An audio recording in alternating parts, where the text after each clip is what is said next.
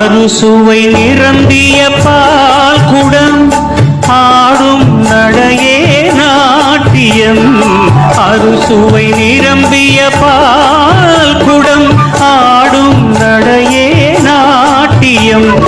கூடல் அவளது வாடிக்கை, கூடல் அவளது வாடிக்கை, என்னை தந்தேன் காணிக்கை. லலலலா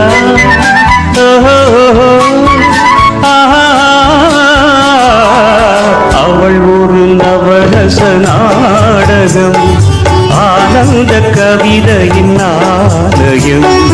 தழுவிடும் இனங்களில் மானினம், தழுவிடும் இனங்களில் மானினம்.